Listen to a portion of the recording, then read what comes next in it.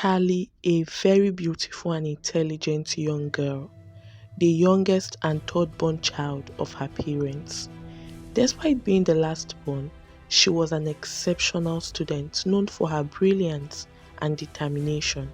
From kindergarten, her report cards were filled with A's, a clear testament to her academic excellence. Teachers and classmates alike admired her for her sharp mind and dedication to her studies. Her father, Mr. Kazi, worked as a banker, while her mother, a hardworking and resourceful woman, ran a shop in the local market, selling baby clothes. The family, originally from Congo, had made their home in Ibadan, Nigeria, where they had built a comfortable life. Their story was one of perseverance, coming from humble beginnings to create a future full of promise for their children. Mr. Kazi and his wife, Miss Suzuri, were always busy. Mr. Kazi worked long hours at the bank and rarely got home before 10 p.m., sometimes even closer to midnight. Miss Suzuri wasn't any less occupied. She owned a small shop in the market where she sold baby clothes, and most days she left early in the morning and didn't return until 8 or 9 p.m. at night. Their children had gotten used to it. Tali, the youngest, had known this routine all her life. Her older siblings, aged 15 and 16, had practically helped raise her. They were all used to looking out for each other without needing constant supervision. After school, they would usually flag down a keke to take them home. Once inside the house, the older ones would either warm up the food their mom cooked or whip up something quick, instant noodles, boiled yam, or maybe just plain rice. They didn't complain, it was just what they did. Once lunch was done and they helped Tali with her homework, the house would fall into its usual evening rhythm. The older ones would retreat to their rooms, leaving Tali alone in the sitting room, right where she loved to be. Tali was a movie lover. True and true, she could sit for hours, completely glued to the screen. If she had to choose between eating her favorite food or watching a movie, the movie would always win. What she loved the most were the films with magic, powers, and superheroes. Anything that showed people doing the impossible. Those kinds of stories fascinated her. To her, movies weren't just for fun, they were like friends, safe, reliable, always there. Tali could sit for hours, completely locked into her movies. As long as her homework was done, her siblings left her to it. It became her daily routine: school, food, homework, then movies. No one really questioned it. Her parents were always exhausted after long work days, and weekends were for resting, not checking how much screen time their youngest child was getting. That just gave Tali even more free time to stay glued to the TV. What started as a simple interest slowly became an obsession. Tali didn't just enjoy watching her favorite characters, she wanted to become them. She would act out scenes from her favorite shows, mimicking their lines, their walk, even their powers. She turned spoons into magic wands, wore towels like capes, and sometimes wrapped blankets around her legs like a mermaid tail. Her imagination was wild and alive. One character she was completely in love with was Ariel, the Little Mermaid. Tali adored her. She knew all her songs, copied her voice, and even practiced swimming like her during bedtime. Whether she was awake or asleep, Tali was Ariel. She believed they were connected somehow. Then one night, something strange happened. Talia had just finished watching The Little Mermaid for what was probably the 10th time that week. As usual, she whispered her wish before bed. I wish I was Ariel. I really, really want to be Ariel. She said it with all her heart. Then she turned off the lights and went to sleep. That night, she had a dream. She found herself deep underwater, Everything around her sparkled: beautiful coral reef, glowing fish, and mummies swimming gracefully in every direction. It felt so real. Tali's eyes widened with wonder. She laughed, then quickly covered her mouth, afraid she might drown. But one of the mermaids swam up to her and smiled. "It's okay," the mermaid said. "You can talk." Tali hesitated, then tried it. Her voice worked. She wasn't choking. She could breathe and speak under the ocean like it was nothing. Her excitement grew. The mermaid held her hand gently. "Come with me. The queen has been waiting for you." "Waiting for me?" Tali whispered, her eyes round with surprise. She didn't understand what was happening, but she was too amazed to ask questions. She followed the mermaid, her heart pounding with curiosity. Tali followed the mermaid through the shimmering underwater kingdom, her eyes wide with amazement. They swam past coral towers, golden arches made of seashells, and glowing jellyfish that floated like lanterns. Soon, they arrived at the grandest place she had ever seen: a majestic throne room carved entirely out of giant pearl white shells. The walls sparkled with silver stones, and long flowing seaweed curtains swayed gently with the water current. Pearls the size of apples floated around, glowing faintly. It was magical, but in a way that felt almost natural, like it had always existed under the sea. At the far end of the room, seated gracefully on a seashell throne, polished to perfection, was the queen of the mermaids. She was breathtaking. Her long hair flowed like silk in the water, a mix of gold and deep sea green. Her skin shimmered like the inside of an oyster shell, and her tail sparkled with colors that seemed to change with every move she made. Her eyes were soft but powerful, the kind of eyes that saw everything. She wore a crown made of coral and diamonds, and her smile lit up the room. "Welcome, dear," the queen said in a voice as calm and warm as a lullaby. "I have been expecting you." Tali's jaw dropped. She stood frozen in place, mouth open, overwhelmed by the beauty, the magic, and the fact that the queen knew her name. The queen chuckled. "Close your mouth, sweetheart, before one of my fish swims inside." Tali quickly shut her mouth, embarrassed. The queen laughed again, elegant, graceful, just like a queen should. Then she swam forward and wrapped her arms around Tali in a warm, motherly hug. A moment later, the queen called out, "Ariel, come meet our guest." From behind the curtain of drifting seaweed, a young mermaid glided forward. She was glowing. Her hair was a soft wavy red, tied loosely with a string of pearls.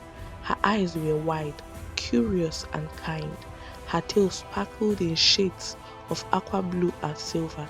She was about the same age as Tali, maybe a little older, but just as bright and full of life. She looked like everything Tali had imagined and more. Tali gasped. "Ariel," she whispered. Ariel smiled and swam straight to her. Tali couldn't help it. She threw her arms around the princess, full of joy. "I have watched all your movies. I love everything about you. You are amazing," she gushed. Ariel laughed, a sweet, playful laugh, and said, "You're amazing too. I'm so glad you came." The queen swam away quietly, leaving the two girls to talk. And talk they did, about movies, magic, dreams, and everything in between. They played underwater games, chased glowing fish, and spun around in circles like they had known each other forever. Talia had never felt so happy, so alive. But then she heard her name. "Tali, Tali." She turned around. Then the next thing was, "Time to get ready for school," her mother said, gently tapping her. Tali opened her eyes slowly. She was in her room. The morning light peeked through the curtain, and everything was normal again. She sat up blinking, confused. It had felt so real. She remembered everything: the throne room, the queen, Ariel, the hug, the laughter. every detail was still fresh in her mind. She sighed, a small smile forming on her face. It had only been a dream, but it was the most magical dream she had ever had. Tali got up, stretched her arms, and began to get ready for school, happy, inspired, and still a little bit enchanted. School felt unusually long that day. The classrooms, usually bright and exciting for Tali, seemed dull. Her teachers noticed she wasn't her usual lively self. She answered questions when asked, but without her usual spark. Her friends joked and played, but Tali stayed quiet, her mind replaying the dream over and over like a favorite movie. By the time she got home, the heat of the Ibadan afternoon had made her even more exhausted. After her older siblings helped her with homework, she didn't bother turning on the TV like she usually did. Instead, she told them she was tired and wanted to sleep. Her older brother raised the brow. Tali, sleep so early? Her sister looked at her and laughed. Maybe she's sick, or maybe she's finally tired from watching movies all day long. They all chuckled and went about their evening.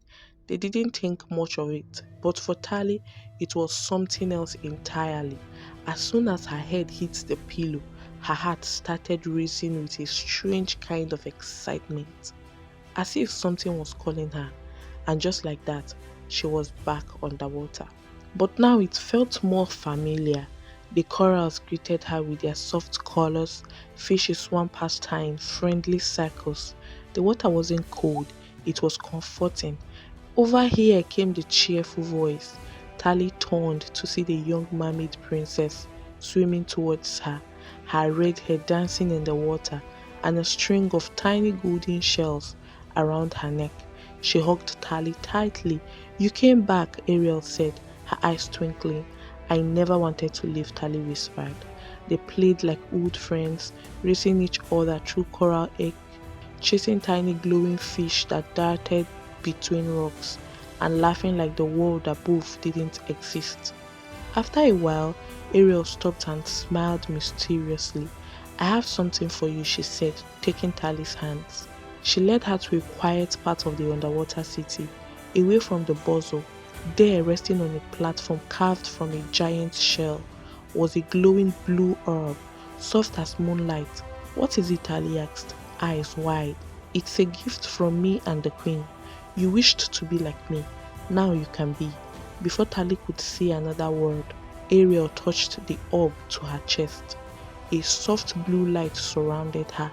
It felt warm, ticklish, and then everything changed. Tali looked down and gasped. Her legs were gone.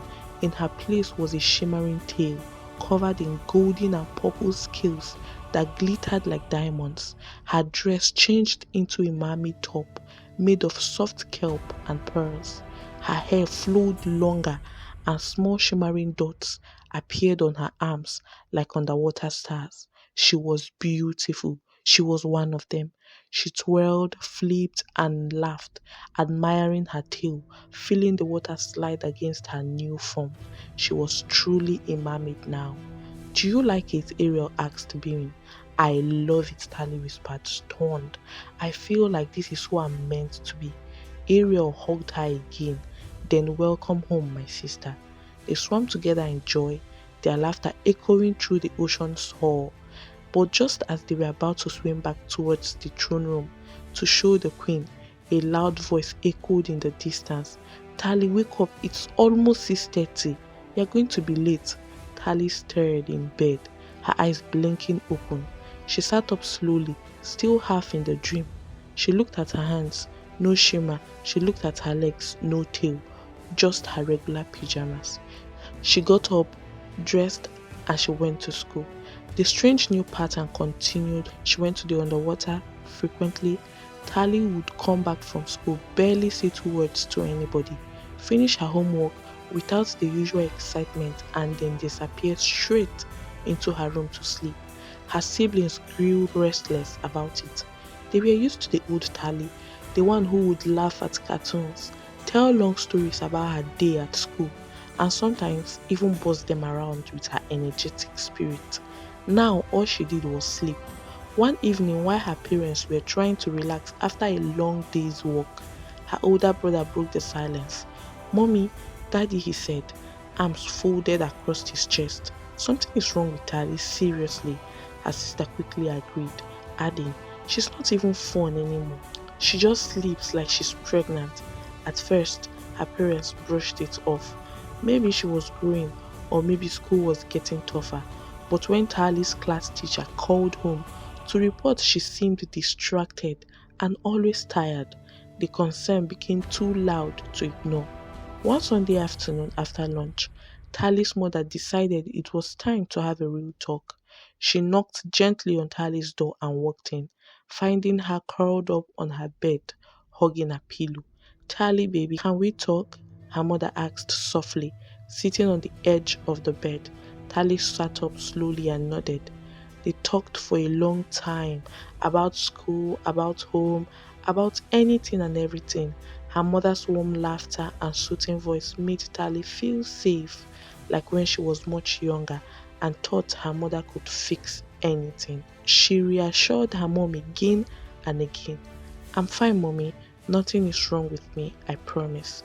Her mother hugged her tight, kissed her forehead, and after a while left her alone to rest. As soon as the door closed, Tali laid back, closed her eyes, and slipped into the other world again. Only this time, something was different. The water around her didn't shimmer like before. The colors were dull. The ocean felt heavy, almost sad. Tali floated down slowly, her eyes feeling the same way. She didn't know why, but she wasn't happy this time. She swam towards the ground underwater palace, passing familiar corals and sea creatures that barely looked at her. Inside the great throne room, the Queen Mother awaited her, sitting tall and graceful on the glittering seashell throne, wearing a robe made of flowing kelp and crowned with pearls as large as marbles. Tali bowed her head respectfully, but before she could speak, the Queen Mother's voice echoed around the throne room. My dear Tali, she said, her voice deep and strong. I feel the sadness in your heart. I know why you're troubled. Tali lifted her eyes slowly. They are watching you, questioning you, pressuring you, the Queen Mother continued, her face stern but kind. They do not understand, but I understand you. I see your heart. Tears welled up in Tali's eyes. She didn't say anything, but she didn't need to. Somehow, the Queen Mother knew everything without her having to explain. The Queen Mother smiled then, a slow, powerful smile. I want to help you, my child. I will give you power, more power than you have ever dreamed of. But there's one condition. Tali's heart jumped. She wiped her tears away quickly, her face lightening up. Yes, I will do it, whatever it is, she said eagerly. The Queen Mother's eyes gleamed. You must promise. No more praying, no more reading the Bible, no more looking to the world above for answers. From today, your time, your thoughts, your heart must belong to the undersea kingdom and to me. Tali hesitated for just a moment, but the Queen Mother leaned forward and added sweetly, and in return, your parents will never have to work again. They will be rich. They will have all the time to stay at home with you, to love you, to care for you. No more loneliness, no more sadness. Tali's small chest heaved, her mind raised. It sounded like everything she had ever wanted. Power, happiness, family. I promise, she said finally, her voice steady. The Queen Mother smiled a victorious smile. It is done, she declared. Your words have sealed it.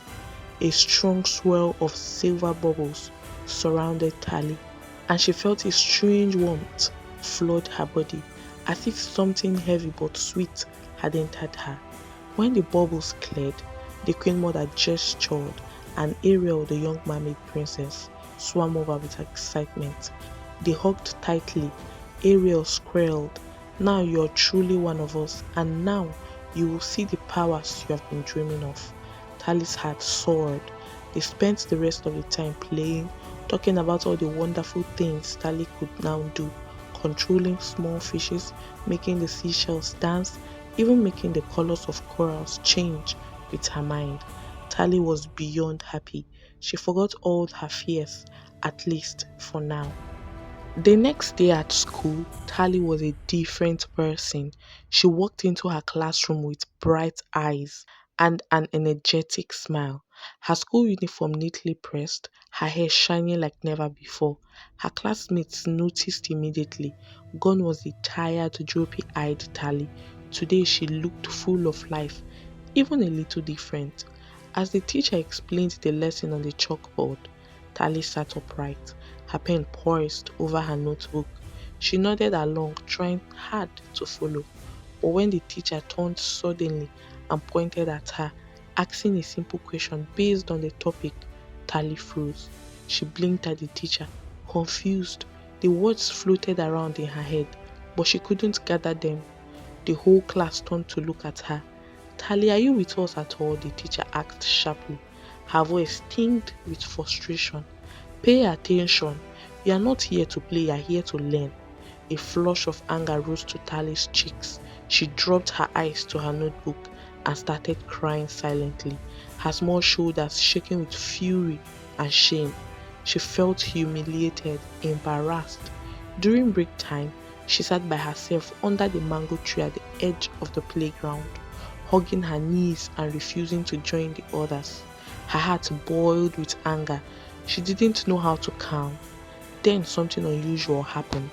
A shadow moved beside her. But when she looked up, it wasn't a student, it was a demon. But Tali wasn't afraid. The demon didn't appear frightening to her. It looked friendly. She had accepted these beings as her own now, ever since she made the promise. Only she could see the demon. The demon sat beside her.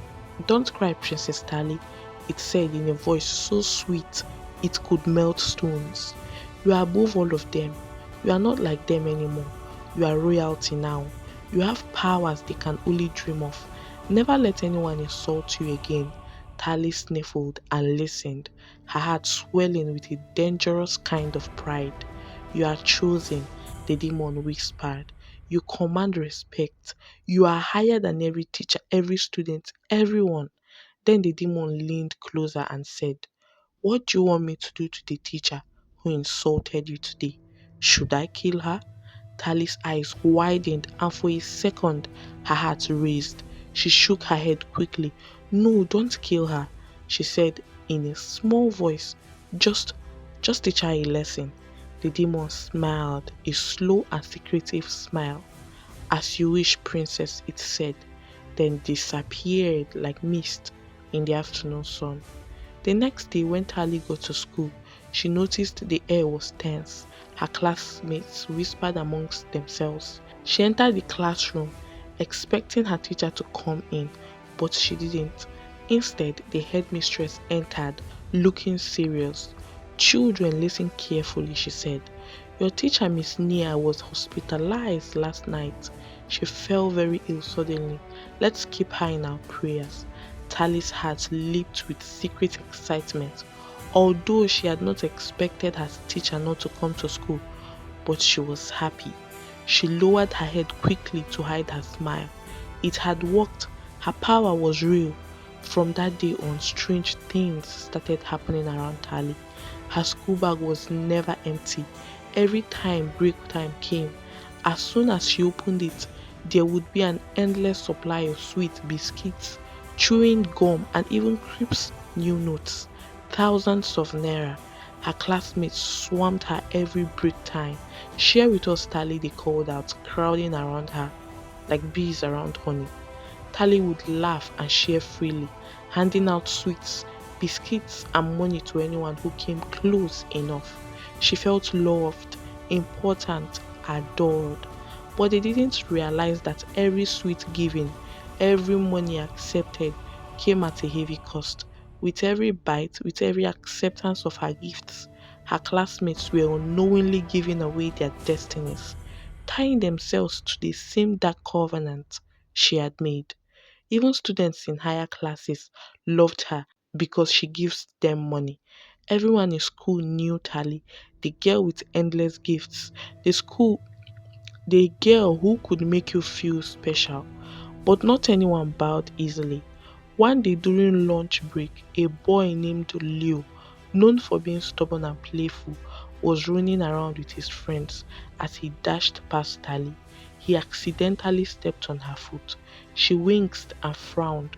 Leo, you stepped on my foot. Say sorry, she said sharply, her voice carrying the authority she now believed she possessed. Leo stopped, looked at her, and shrugged carelessly. I won't apologize. It's not a big deal, he said, laughing and running off. Tali's heart boiled instantly. A dark cloud seemed to pass over her face. She stared at Leo's back as he ran off and whispered coldly under her breath, We shall see. The next day, the whole school was thrown into chaos. Leo didn't show up for classes. By midday, a rumor spread like wildfire. Leo had fallen into a coma. The teacher spoke in hushed tones. Students gathered in worried circles. The headmistress even announced a special prayer section for Leo. But no one, not a single soul, suspected Tali. She was clean. She laughed, played, and acted as innocent as every other child. She watched silently as one misery after another unfolded around her. Children who offended her would fall mysteriously ill. Teachers who punished her would be transferred or hospitalized. Even parents who quarreled with her parents would suddenly suffer strange misfortunes. Yet through it all, Tali remained the sweet little girl everyone adored. Behind the scenes, under the deep dark waters of the ocean, it was a different story entirely. In the marine kingdom, the queen mother of the sea was full of joy. She watched with pride as Tali created havoc on earth. Tali was promoted. She was no longer just a messenger. Now she had her own part of the underwater kingdom, a realm where she ruled with other spirits under her command. She had her own throne, her own servants, and was reverend like royalty.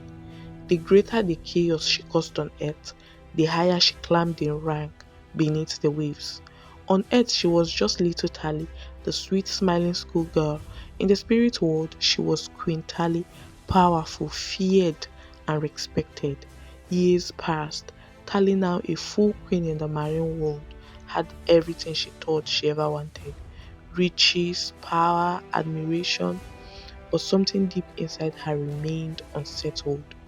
One day, after an underwater ceremony honoring her victories, Tali went back to her human self inside her bedroom and thought about her family, the real family she had once loved so much, and she still do.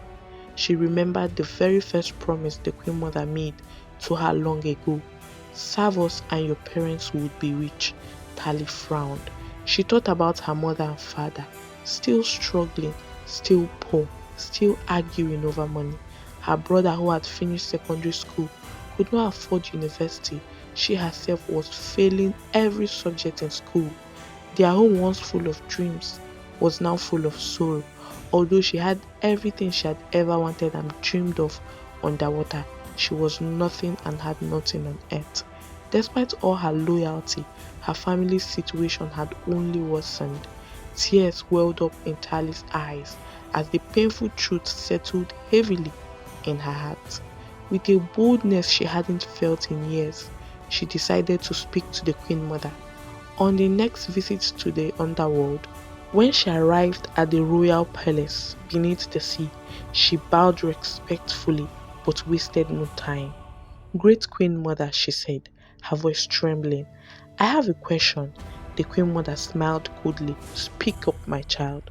You promised me that my parents would be rich if I served you. I have served you with all my heart.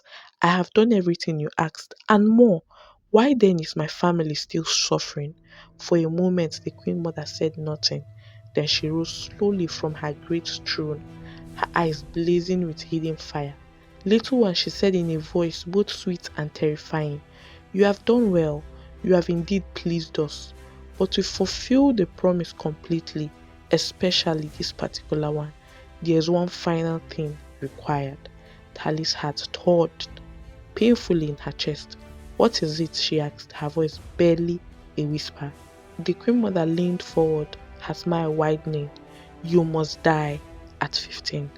Tali gasped and stumbled backwards. Die? She cried out. Why?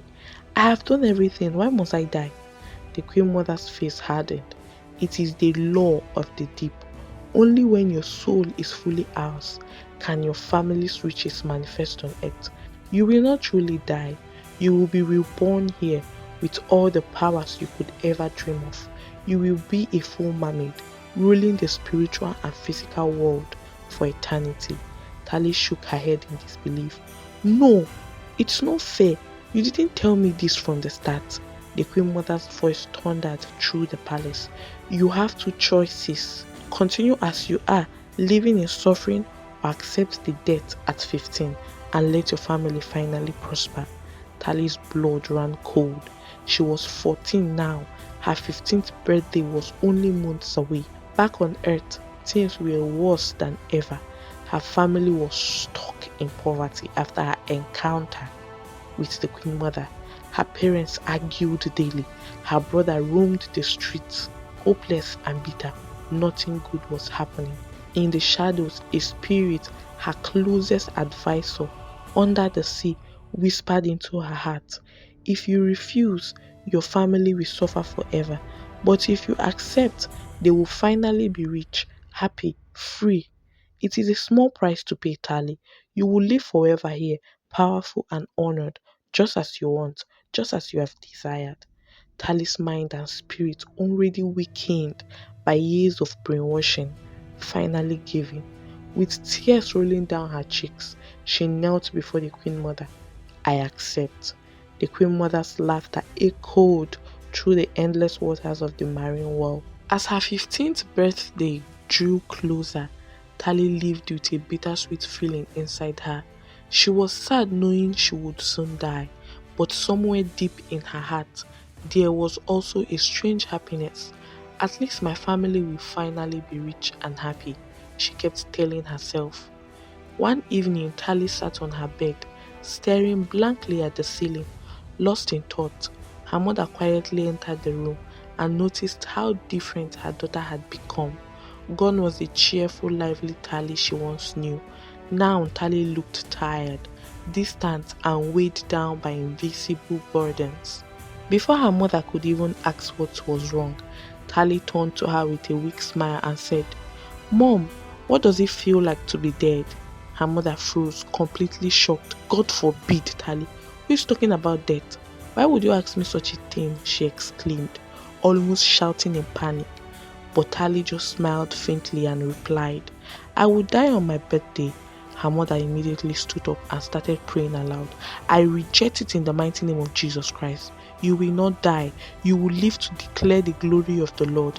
But Tali only chuckled lightly and said, Mommy, stop being dramatic.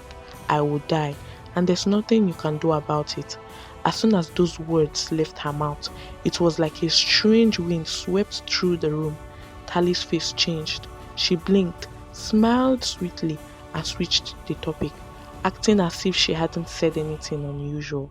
Her mother sat there stunned. Tali, what did you just say now? She asked quietly, fear gripping her heart. Tali looked at her confused. Say what, Mommy? I didn't say anything, she replied innocently. But deep inside, Tali felt a small tremble of fear. She knew she was going to die, yet she didn't even remember telling her mother about it. In the following days, Tali would randomly speak about her death in front of her family members, her father, her brother, her sister, without realizing it. I won't be here much longer, she would say casually at dinner. On my birthday, I will rest, she whispered once while sweeping the house. Each time her family became more alarmed, more desperate, and each time they questioned her, Tali would deny saying anything, confused and unaware. This was because she did not remember saying it. Those words were triggered by something else. The more it happened, the more her family prayed, fasted, and sought spiritual help. In the deep waters of the marine kingdom, the Queen Mother raged in anger. She could see that she was losing control over Tali. The human prayers were interfering. The repeated revelations were awakening Tali's spirit. stirring curiosity and danger that could ruin their plans. One day, when Tali was summoned underwater to give her usual report, something unusual happened. As she swam towards the Queen Mother's palace, she heard voices inside. Normally, she would have entered immediately, but something stopped her. She decided to wait outside, hidden behind a thick seaweed curtains. Then she heard her name. Tali must die, said the Queen Mother coldly. Tali's heart skipped a beat. She thought she didn't hear right, so she silently leaned closer, peeping through the curtains. There she saw the Queen Mother speaking with someone familiar. It was Ariel, or so she thought. As she watched, the beautiful young Ariel suddenly transformed before her eyes, morphing into a full-grown, mature, stunning mermaid woman. The person she thought was her friend Ariel was not a young spirit at all. It was a powerful, deceitful mermaid who had disguised herself to win Tali's trust and lead her into the trap. Tali's blood ran cold. They were discussing her death like it was just another task. Once she dies, the Queen Mother said, her soul will be ours forever. Then we will have full access to her family's destiny. She must not escape, the disguised Ariel added. We have invested too much into her. Tali's eyes widened in horror. She realized finally the terrible truth. She had been used, she had been deceived, she had been trapped. Without waiting for a second more, she turned and fled. She swam as fast as she could. Before you knew it, she was back in her room. She collapsed on her bed, breathing heavily, her body trembling with fear. Her heart pounded wildly in her chest. Tears streamed down her face. I don't want to die anymore, she whispered inside. I don't want to be part of this evil world anymore. For the first time in years, the heavy cloud that covered her mind began to lift. She saw clearly now the terrible danger she was in. She wanted to leave. She wanted to be free, but was it too late? After overhearing the Queen Mother and the disguised mermaid plotting her death, Tali became very scared. She stopped sleeping at night. Every night she would stay awake, reading her Bible. She was too afraid to sleep because whenever she laid her head on her pillow, she would find herself back in the marine world, a world she had rejected. She knew they were aware of her decision and she no longer wanted to belong to them. Her parents, seeing her condition, tried to help. They brought different pastors, but unfortunately, most of them had evil powers, some secretly connected to the Queen Mother. Tali could see it clearly. The mark of the beast was on their foreheads. She refused to let them lay hands on her, knowing that Satan could not deliver Satan. So she kept to herself, locking her door and reading her Bible day and night. One night, past midnight, an old woman appeared in her room, pointing a crooked finger at her. Return to the underworld and fulfill the promises you made, or your whole family will suffer, and you will watch them suffer. From that night, Tali's battle grew worse. At school, at home, everywhere she went, she was tormented. Evil spirits appeared to her, whispering threats and lies. Sometimes she spoke out loud to them, causing people to think she was mad. But she wasn't crazy. She was fighting battles no one else could see. Tali withdrew from everyone and spent even more time with her Bible. She deliberately did everything the Queen Mother had warned her not to do. She prayed, she fasted, she read the scriptures, she clung to God with all her strength. Then one night, as she was reading her Bible, a thick fog filled her room. In the fog, she had a clear holy vision. She saw a feet pierced through with nails, blood dripping down. As her eyes traveled upwards, she saw hands, nailed and bleeding. She could not see the face, but above the head, written boldly were the words, "It is finished." Above that, a name was shining brightly, but she could barely understand what she was saying. Tali fell to her knees, weeping uncontrollably. She cried for forgiveness. She cried out to God with all her heart. Later that evening, When her mother returned home, Tali told her everything. Together, they prayed with deep sincerity. While setting the table for dinner, something caught Tali's eyes, a flyer lying on the dining table. When she saw it, she screamed loudly, bringing the whole family running. "He is the one! This is the name, mommy! This is the name I saw in my vision," she cried. The flyer was for a crusade by a true man of God. An evangelist had given it to her mother earlier that day at her mother's shop. On the day of the crusade, Tali and her mother woke up early, dressed, and attended. When it was time for prayers, Tali joined the prayer line. As the man of God prayed for her, she was completely disconnected from all marine spirits, from every evil that had chained her. She was set free. Tali and her mother later returned to the church to give their testimony. During her testimony, Tali shared a powerful dream she had after her deliverance. In the dream, she was swimming in a river. As she tried to leave the water, something grabbed her leg. She turned and saw a skeleton pulling her back into the water. Terrified, she screamed, "Leave me alone!" Suddenly, the ground and water began to shake. A huge man wearing pure white appeared. His beard was long and white, and he was so tall that Tali couldn't see the end of him. She couldn't even see his face, only his feet, his robe, and his beard. Even before the man reached them, the skeleton released her and fled. The man took Tali by the hand, pulled her out of the water, and said, "It is finished. Go and sin no more."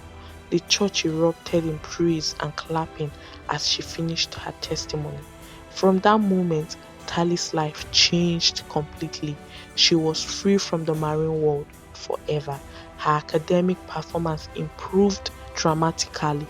Everyone she had unknowingly bewitched with sweets or gifts was automatically delivered because she had been the link tying them to the underworld.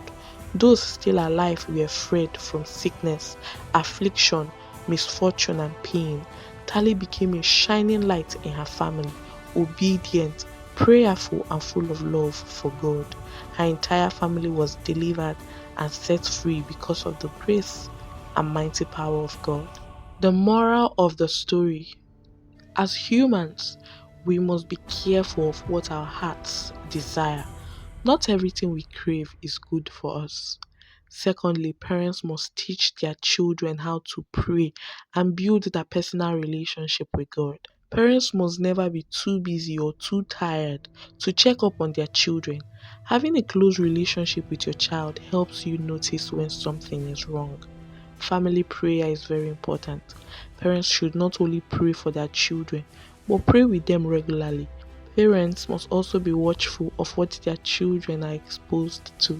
Monitor what they watch, listen to, and who they spend time with. In everything concerning your children, be on guard and stay prayerful. Well, this story doesn't only apply to children, it's also for adults, be you a parent or a single person, male or female. Be careful of your heart desires. So many things are going on in this world. Even the music, even the movies you watch, you can be bewitched. You could be tormented through them. So be careful. And if there's any lesson that I did not mention, please do tell me in the comment section. If you have had any experiences or someone you know or you believe it's real, let me know in the comment section. Pray and watch. Thank you for watching. If you found this video helpful and inspiring, please do well to like, share, subscribe, and hit the notification bell so you'll always be notified whenever we post a new video. God bless you.